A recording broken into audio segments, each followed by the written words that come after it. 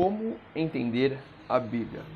Oi, irmãos, tudo bem? Bem-vindos a mais um vídeo aqui do canal, mais um vídeo estudo da Palavra de Deus. E hoje nós vamos responder a pergunta da irmã Alice Felipe, e ela perguntou como entender a Bíblia.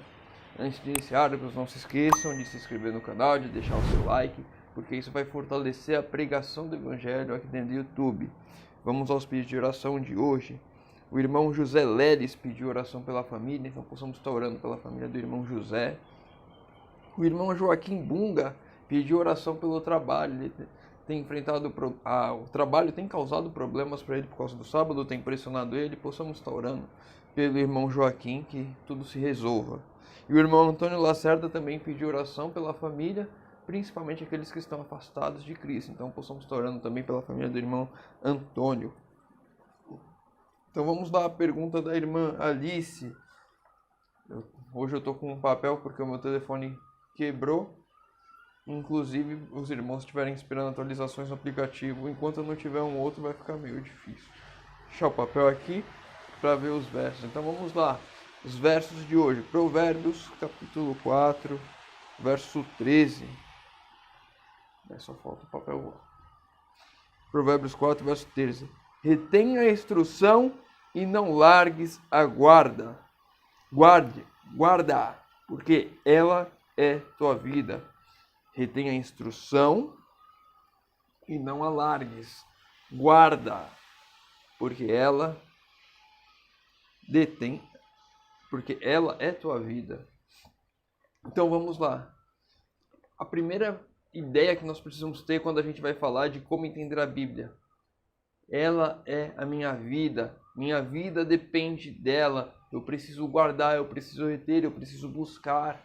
Então a primeira coisa quando a gente fala de como entender a Bíblia, eu tenho que ter a consciência de que minha vida depende de entender a Bíblia, minha vida depende de conseguir colocar os conceitos que a Palavra de Deus me traz em prática na minha vida, em prática no meu viver.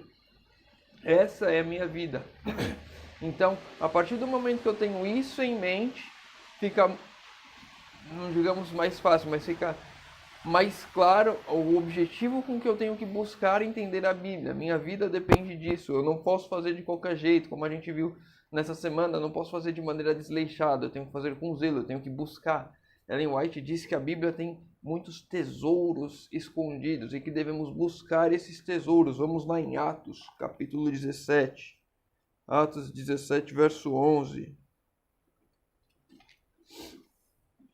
Ora, estes de Bereia eram mais nobres que os de Tessalônica, pois receberam a palavra com toda a avidez, examinando as Escrituras todos os dias, para ver se as coisas eram de fato assim. Então, buscar a palavra. Sempre que eu estiver vendo um sermão, sempre que eu estiver vendo uma meditação, eu buscar a palavra. Buscar entender aquilo ali. Se alguém me fala uma coisa, buscar na Bíblia que aquilo ali de fato é aquilo que foi dito, ou se não, é o contrário. Assim como os bereanos faziam, eles recebiam a mensagem e iam às Escrituras verificar. Uma das formas mais fáceis de entender a Bíblia é quando a gente recebe uma coisa e checar se aquilo é realmente aquilo de fato. É uma das maneiras que temos de entender a Bíblia. Então vamos lá.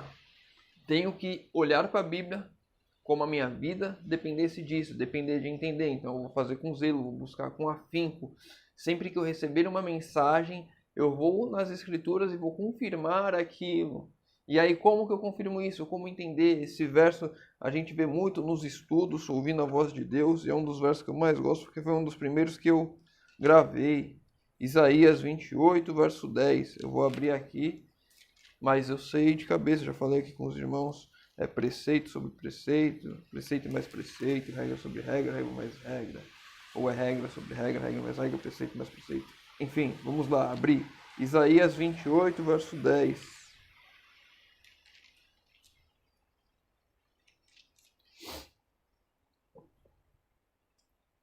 Porque é preceito sobre preceito, preceito e mais preceito, regra sobre regra e mais regra, um pouco aqui, um pouco ali.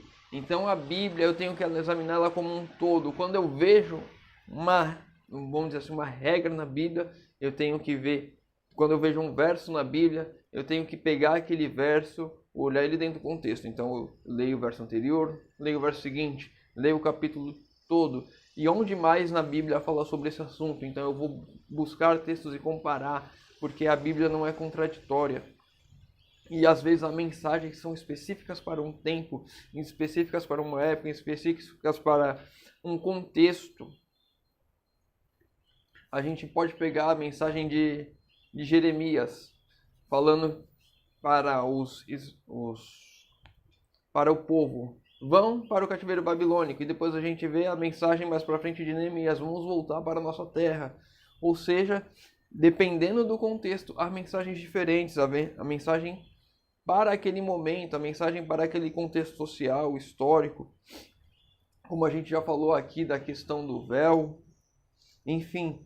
Então, para a gente entender a Bíblia, nós temos que pegar um texto, examinar o contexto, examinar um verso antes, um verso depois, examinar o capítulo, ver outras passagens que tratem do mesmo tema.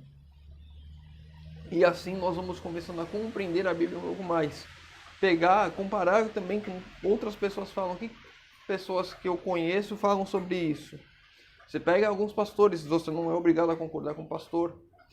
Uma das coisas, não vou falar sobre isso, fica para um tema futuro, sobre a questão de... Um próximo vídeo, na verdade, né? Sobre como não pecar. Vai ter um vídeo, provavelmente essa semana, que vai entrar agora, que eu vou falar sobre como não pecar. Tem pastores que dizem que é impossível você não pecar, que você sempre vai estar pecando até a volta de Jesus. Tem pessoas que falam que não, que você vai parar de pecar antes de Jesus voltar. Enfim, eu vou falar um pouco sobre isso e o que eu entendo sobre isso. Mas, como você faz isso? Olhando um texto, olhando o contexto histórico, social, olhando um capítulo todo, olhando toda a palavra de Deus, do início ao fim. É assim que nós fazemos. Se a gente for pegar a questão da guarda do sábado, a gente pode olhar o Êxodo 20, os versos 8 ao 11, a gente vai pegar ali o texto principal sobre a guarda do sábado. A gente vai olhar o contexto, os versos antes, os versos depois, entender que ali é os 10 mandamentos, lei moral, entender o capítulo de Êxodo 20, aí a gente começa a comparar com a Bíblia como um todo, e a gente vê que não tem nada que abole a lei de Deus. A gente vai ter alguns textos que a pessoa fala, o fim da lei é Cristo, que a gente já conversou aqui, que o fim é a finalidade, é o objetivo. A lei nos aponta para Cristo. Então a gente tem que sempre pegar um texto dentro de um contexto, examinar o contexto social e olhar para a Bíblia toda. Nunca posso pegar um texto isolado e aplicar aquilo ali como uma regra de fé, uma verdade absoluta. É isso que acontece quando a gente fala sobre o arrebatamento secreto, lá em Mateus 24, Lucas 24.